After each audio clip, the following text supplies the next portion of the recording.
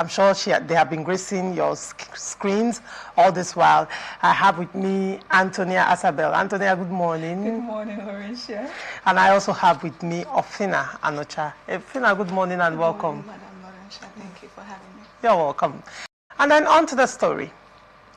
Fear has gripped parts of southern Kwara State as residents flee their communities following the circulation of a warning letter of impending bandit attacks.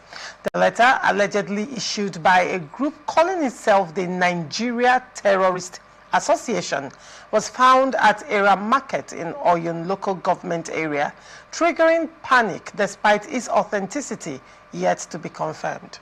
The threat, which mentioned Era, Enaja, Aho, and nearby towns, led to school closures, shuttered businesses, and the displacement of families to neighboring communities. Traditional rulers confirmed heightened tension, with some residents seeking refuge in Offa and other towns amid uncertainty over possible attacks. In response, security agencies including the police, DSS, Nigerian Army and NSCDC have intensified patrols, while Oyun local government convened emergency security meetings. Authorities urged residents to remain calm, vigilant, and report suspicious movements as investigations continue into the source and credibility of the letter. I'll start with you, Asabel, on this one. What's the audacity, if I may start from there, the audacity. What do you think of this? First of all, the audacity. I think that does not even need any other word than the audacity of these people. But if we look beyond their audacious action, one will ask, why would they need to send letters? Okay. Is this their way of, with the U.S. troops now in Nigeria, could this be a way of their projecting fears onto the people? Because they knew from their letter, you realize that it said, we've made our findings and we realize that you have strong individuals protecting your communities, but we also have information how to unhand these people. So they are trying to instill fear, projecting their own fears onto the people, knowing fully well that, consider what they have done in the Era communities, some time ago, where some community members, over 105 of them, were killed. It will instill fear in these people, and they will not even stay to fight them. And in the art of war, the first step to fighting is by mentally fighting your enemy. So by instilling fears in the people mentally, they have already won the first stage of the war. For all you know, they do not even have the means, they do not even have the information they are purporting to have. Another angle to look at this from is this: what if it's a form of diversion? They told you that we are your communities. Meanwhile, they are targeting other areas. Yes, yeah. Other areas. So now these communities that they have mentioned to want to attack will be on the lookout for them. And then the other communities whose names were not mentioned will let down their guard. So like I said, it's a mental warfare that these people are fighting against. And then what's more audacious about them is the language they use. One will ask, how are these people who are not even well educated able to hold Nigeria by the throat for this long? How come our federal government, with all of its information, technology, education, because those are the helm of security affairs in Nigeria, are not illiterate? They are people who have achieved high level of education. But somehow these individuals who seem educated, quote and unquote, have been able to elude them for so long. So what could be the problem? Interesting. What could be the problem? Ofina, what could be the problem? For me, I actually saw the whole story from a different angle. Right. Like Asabel just said, that they are trying to instill fear on the citizens. But then I do not think, I don't see it that way. I don't think this has anything to do with the citizens. I think this has more to do with the government, the bandits, the terrorists, whatever, and the government. Now let's look at it this way. Like you said, the audacity. I mean, which thief wants to come to your house to steal and then tells you that I'm coming to your house tomorrow? It does happen. Now, for a thief to want to do that, it means that the thief knows that Even if you know I'm coming, you won't do anything. Yes, you can't fight back. Be able to do anything. You can't fight back. And I don't think they are telling the citizens. They are telling the Nigerian government that it's not like we are able to conquer or to win or to fight because we are taking you unawares. Even if you know, you won't be able to do anything. And if you ask me, I think the people are already doing what I think is the best thing to do, running away. By running away. Yes, they are saying troops have been deployed, patrols and all that, but I don't know. I don't believe. They shouldn't believe. They should run away for their lives. Don't stay running. But don't you think that defeats the purpose? Because if it's come to our notice that the reason for this agitation or insecurity in the northern part is due to the fight for resources. The north is bedridden with natural resources, mineral resources like the gold, the bauxite, and then even uranium that is used for, our batteries, our phones, and what's not. Now, if they identify this community or this part of town to have so much of these resources there, so other than them coming to fight them, they want to leave. When you run away from that community, you're giving room for them to come in and mine in that community. So, in as much as it may seem like they are sending a signal to the government that, look, there's nothing you can do about it. But if the people believe in the government and decide to stay, believing in the capability of the federal government to protect them. Does the federal government have the capability? I mean, you will say that in an ideal, when the whole situation is ideal, if the government has not failed the people. Yes. Do not forget the case of Kebbi State, where Kebbi State, where the governor came out, in the aftermath of a massacre, the governor came out to ask a question. That the governor said that the military had received intelligence, even his government had received intelligence that there was going to be an attack on that school. And, 30 minutes to that invasion, the military left. And upon investigation, he was told that they got a call that they should, leave that place 30 minutes to that invasion. Now, in the case of, there have been communities where this massacre happened. The last one, we had over 200. And for 10 hours, survivors said for 10 good hours, that massacre was going on. There was no presence of the police, no military intervention, nothing. No military intervention, nothing. And you're saying that the people should trust the government. I'm not asking trust the government from where to where. I'm not asking the people to trust the government. I'm saying, in a case where the people should want to trust the government and stay. Well, would you even want to on that? Obviously, when the government has set a precedence of negligence when it comes to the lives of the people, when the government, through their actions and their inactions, have told the people that you're not a priority.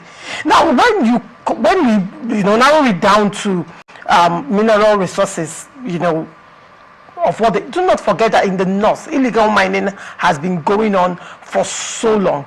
And the irony of this whole thing is that the illegal mining has been going on in places where there is so much insecurity, where Boko Haram is operating, bandits and all of that have actually, overrun certain communities and they've hoisted their own flags. You have illegal mining going on there. I have not heard that illegal miners were attacked and killed or kidnapped. The white people, the Albanians, the Chinese and all of that, I think it's time we start calling things by their names, that are mining illegally in these states. How come we have not heard that these people have come under attack? How come they are being protected while aboriginals of that community are being killed and massacred? Make it make sense to me. So now, and do not forget, was it Abacha during his time? I'm not actually alluding to anything, but then I'm putting someone who has been in government. The military head of state at that time said, when insecurity lasts more than 24 hours. I don't want to finish that statement. The government. It is Abacha that said it. It is not me. I am only quoting what Abacha said. during his time, right? He was a military man. He was a head of state, military head of state. So he understands. This is Nigerian military that fought a Comog War. This is Nigerian military that have gone on peacekeeping missions. Peacekeeping in that sense is not peacekeeping, it's war. This is Nigerian military that have fought over 10 wars to stabilize other countries. And then we come down to our own. We are unable to safeguard the lives of citizens. Military people are coming out when you see them talk, they say, oh, that the bandits, the Boko Haram people, they have more sophisticated weapons than they have. And nothing is being done about it. Who is investigating what exactly? I think to a large extent that if these people decide to run away from their communities, it is a failure on the part of the government. Do not forget in Castina State, Antonia, do not forget in Panofina, do not forget that in Castina State, we've had communities negotiating with these bandits. In fact, in one of those negotiations, one of the bandit leaders wore the uniform of the DPO they killed. They wore police uniform of officers that they killed to come for that negotiation, and the community could not do anything about it. So what exactly? So that means that our federal government have something to gain. What I'm driving at is this. Some time ago, the Northern Governors Forum came out and told the federal government that illegal mining is the cause of insecurity in the northern states. So we are asking you to put a halt to mining activities in the state until we are able to get a hold on insecurity in that state. The federal government and then the Minister of Natural Resources came out and stated that in as much as people are dying due to illegal mining, when they compare that to the economic benefit or gains or the loss to the state, they do not think that that industry is the way to go. Illegal mining. Illegal mining. Isn't this even more triggering? Because this is a situation where oil in the south and southeast is on Nigeria's exclusive list. It is owned by the federal government. However, mineral resources from the north is privatized. Exactly. It is not in the exclusive list. Individuals own these things, and that's why it has even, illegal mining has been ongoing. This is a cabal we are talking about. So probably the government should start by either removing oil from exclusive list and privatize it, or the entire mineral resources in this country should enter the federal government exclusive list. Let us know that it is exclusively owned by the federal government, and now the federal government has more rights to protect its infrastructure. But calling a state of emergency in illegal mining, I don't know, make sense to me in the first place. In this instance, in a situation whereby the lives and properties of Nigerian citizens are at stake, like you said, it's illegal. It's not legal. It's not the private individuals who have rightfully registered their operation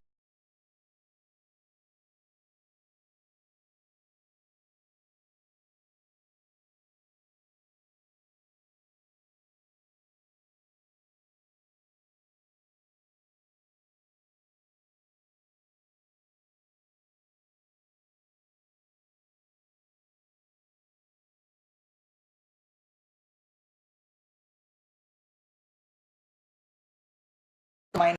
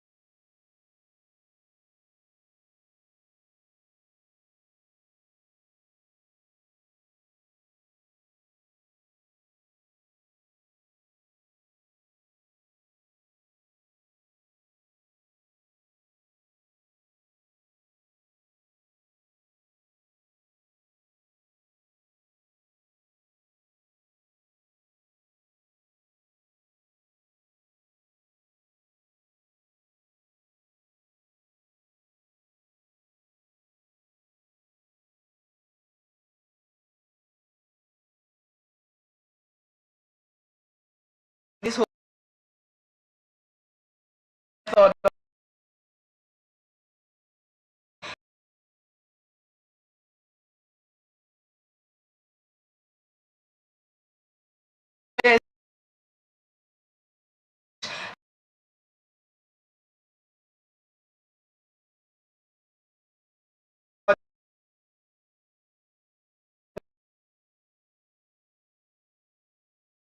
this